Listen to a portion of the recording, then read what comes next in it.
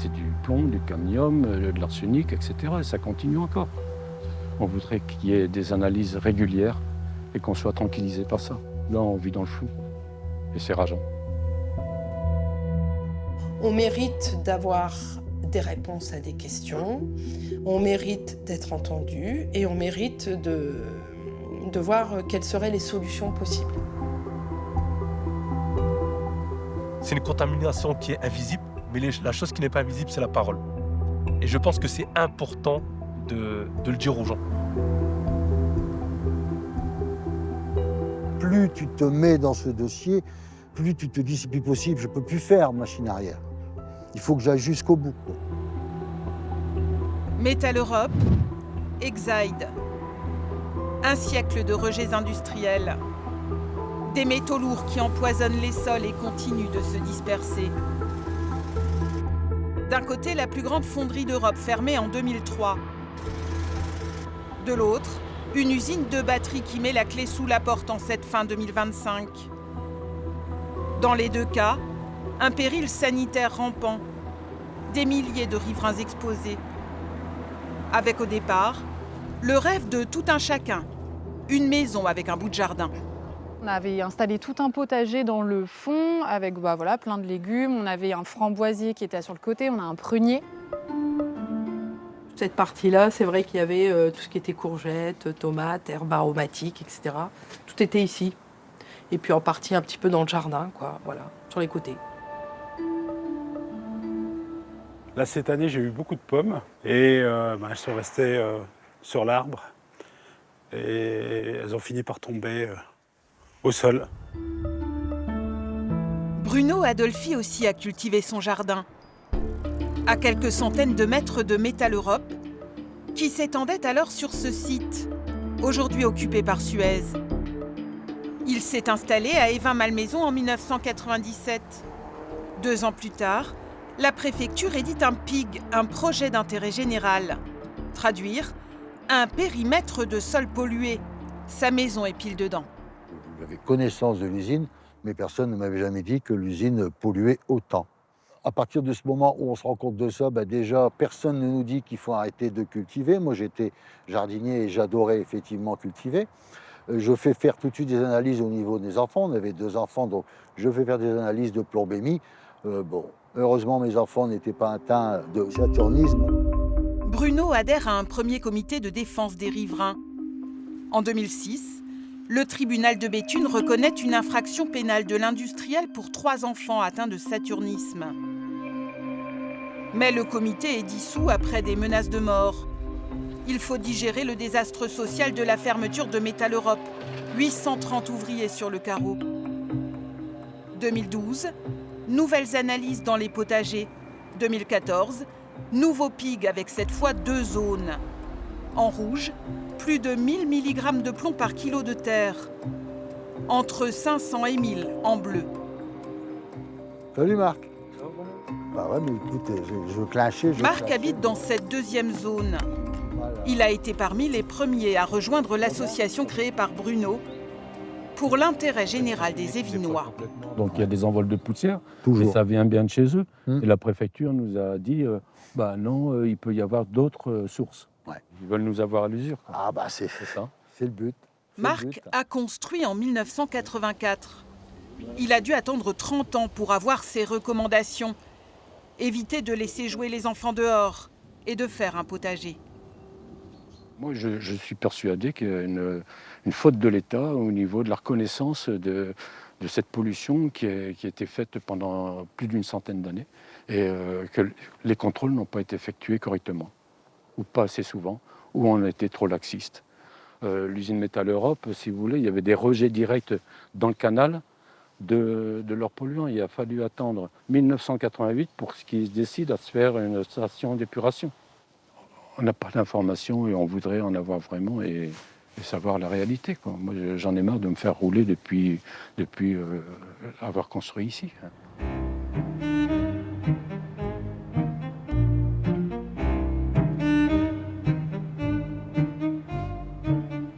Autre jardin, autre pollution au plomb, cette fois près de l'usine Exide à Fâche-Tuménil. Anne est propriétaire depuis 2001. En 2014, elle a accepté des prélèvements de terre dont elle n'a pas eu de nouvelles. Jusqu'à ce courrier recommandé de la préfecture le 5 mars 2022. Un projet d'arrêté préfectoral instituant des servitudes d'utilité publique. Déjà, bien grand mot, qu'est-ce que ça veut dire?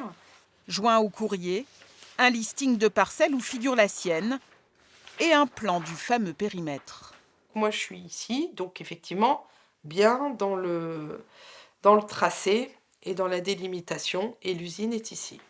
Il y a beaucoup de documents, il y a beaucoup de chiffres, il y a beaucoup d'écrits, il y a des consignes, une conduite à tenir, de ne pas manger les légumes, de bien laver ses sols dans la maison, de bien essuyer ses pieds, de laver les doudous des enfants.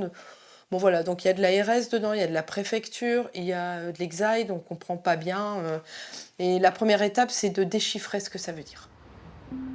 Dans la rue, les voisins s'interpellent. Certains sont dans la SUP, d'autres juste à côté ne le sont pas. Pourquoi? Et pourquoi un seuil de 500 mg de plomb par mètre cube alors que l'ARS pointe un danger des 300? Dans la plus grande opacité, 26 parcelles les plus polluées ont été décapées, leurs terres remplacées. Pour les autres, les autorités proposent des bacs à fleurs. Et il m'a dit, je veux... Là, tout le monde a ouvert son parapluie. Tout le monde. Tout le monde sait. Préfecture, Exaï, l'ARS. On vous avertit que la situation, elle est comme ça. Puis maintenant, c'est à vous de gérer en tant que riverain. Débrouillez-vous. Débrouillez-vous. Maintenant, c'est votre problème. Abderrazak est dans la SUP, mais il n'a jamais reçu le moindre courrier de la préfecture. Mon interrogation, est-ce que, comme Tchernobyl, ça s'est arrêté à la frontière, est-ce que la pollution s'est arrêtée au périph'? Donc la question, c'est est-ce qu'on ne va pas trouver des terrains pollués? Et le seul moyen de le faire, c'est de tester ces terrains. Donc mettons la carte du vent sur la table et regardons jusqu'où la pollution peut aller, mais de manière scientifique. Ces habitants ont créé l'association Après. Leur mission, lever l'opacité et informer les riverains. Depuis 3 ans, ils ont mené d'autres tests qui montrent une pollution bien au-delà de la zone définie par les autorités. Ils ne peuvent plus nous raconter d'histoire maintenant. Non, on est suffisamment, je pense, les uns les autres, connaisseurs, savants, certainement pas, experts non plus, mais on a suffisamment de repères dans ce dossier pour ne pas être menés en bateau. On démarque par le gros sujet, peut-être les distributions de kits. La ville de Lille s'est rangée à leur côté. Elle mandate aujourd'hui l'association pour convaincre d'autres riverains de tester leurs terres. On a semé plein de graines et oui, effectivement, il se passe des choses et on avance. Moi, je suis convaincue qu'on avance. Dès le moment où on s'est mobilisé, on a créé un rapport de force. On a existé à travers les médias. On s'est intéressé à nous et on s'est dit ça devient des interlocuteurs et on va devoir être attentif à leur action. Du côté de Métal Europe, en 2022, un documentaire va faire bouger les lignes. 6,23 fois au-dessus des niveaux naturels de plomb. Pour la collection Vert de Rage sur France 5, le journaliste Martin Boudot révèle des contaminations alarmantes jusque dans les cheveux des enfants. C'est bon. L'ARS relance une campagne de dépistage du saturnisme. Toufik fait tester ses enfants. Est-ce qu'ils ont été contaminés à un moment ici? Est-ce qu'ils ont été contaminés dans notre jardin? Son fils de 5 ans est atteint de saturnisme. Sa fille aînée doit être surveillée. Présente un taux de plombémie. Le coup près tombe le 5 septembre 2022 par un courrier de l'ARS. Et je m'en voulais en tant que parent. Parce que je me suis dit, en fait, quand j'ai compris c'était quoi réellement le saturnisme, je me suis dit, j'ai pas protégé mes enfants.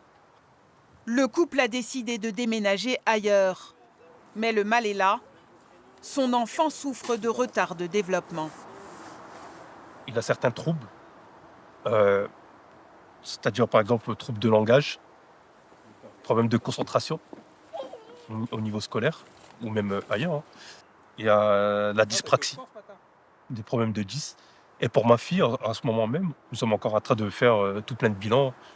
Il y a d'autres personnes qui vont dans un futur proche ou plus lointain, vont venir s'installer dans les environs avec leurs enfants, eh ben, mon devoir, c'est de les informer. Toufik a porté plainte contre X pour non-assistance à personne en péril. À l'association Pige de défense des riverains, cette question de la santé des habitants est centrale. Ses membres s'interrogent, mais trouvent peu de réponses. Et malheureusement, il y a une famille dont les enfants sont atteints de saturnisme dans ces fameux nouveaux lotissements. Sur le saturnisme, en 2022, moins d'un enfant sur 4 a été dépisté. Malika, elle, a perdu sa fille d'un cancer de l'estomac. Elle-même a eu un cancer du sein. Dans notre rue, on est peut-être dans la globalité 10 personnes. Cancer du sein, on est à 4. Cancer du sang, cancer de l'estomac, cancer de la gorge et cancer du poumon. Il n'y a pas que nous, hein. À chaque coin de rue, vous en avez aussi, mais qu'on soit conscient du pourquoi, du comment, et qu'on ne nous dit pas en avant, vous avez mangé ce qu'il ne fallait pas, vous avez une maladie génétique. Non, moi je trouve qu'il faut aller plus loin. Il faut aller plus loin. Pourquoi moi, je développe une maladie auto-immune à mon âge? Je ne comprends pas. Est-ce que ce serait un problème de la pollution? Je suis persuadée que le fond est là. Aucune enquête épidémiologique d'ampleur n'a jamais été conduite sur le territoire. La reconnaissance d'un scandale sanitaire, une revendication de l'association. Quand ces responsables doivent-ils prendre une décision forte qui vise en sorte que de moins en moins de gens soient dans cette situation? Protéger les populations, et d'abord les enfants. Ces dernières années, quelques cours d'école ont été décapées et recouvertes de terre propre. Mais cette maternelle, au cœur des révélations de contamination en 2022, attend toujours les travaux. Justine y scolarisait son fils de 3 ans.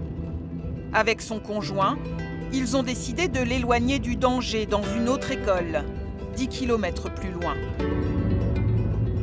Il va bien, il grandit bien. Après, on a toujours des petites craintes quand il y a des petites problématiques, soit d'attention, soit de sommeil, qui reviennent parce il y a cette question perpétuelle de se dire est-ce que c'est ça, est-ce que c'est le plomb, est-ce que c'est autre chose, est-ce que c'est la vie, ou est-ce que, il y a toujours ce doute qui plane. L'exposition au plomb du garçonnet a-t-elle laissé des traces? Ça a été la journée? Justine et son mari ont envisagé de déménager pour le mettre totalement à l'abri des pollutions héritées de Métal Europe. Ils ont finalement décidé de vivre avec. Mais ils attendent de leurs élus un débat clair et ouvert. Voilà, il y a un club de foot, qu'est-ce qu'on fait? Ils sont au stade, pour moi c'est problématique. En même temps, on ne va pas empêcher les enfants d'aller jouer au foot et de faire de leur passion. En tout cas, ça devient un vrai sujet politique au sens proche du terme, je trouve, de qu'est-ce que c'est qu'être citoyen dans une commune qui rencontre cette problématique. J'ai besoin de transparence et d'honnêteté, vraiment. Ça peut paraître un peu bateau, mais de pouvoir en discuter clairement avec d'autres habitants, habitantes et élus, en fait, ça me paraît essentiel. Transparence et protection des populations. Il reste bien du chemin à parcourir. L'État a été condamné en 2024 à indemniser 51 riverains de Métal Europe pour la perte de valeur de leur maison. Mais il a obtenu l'annulation de sa responsabilité 1 an plus tard. Il reste poursuivi pour le préjudice écologique.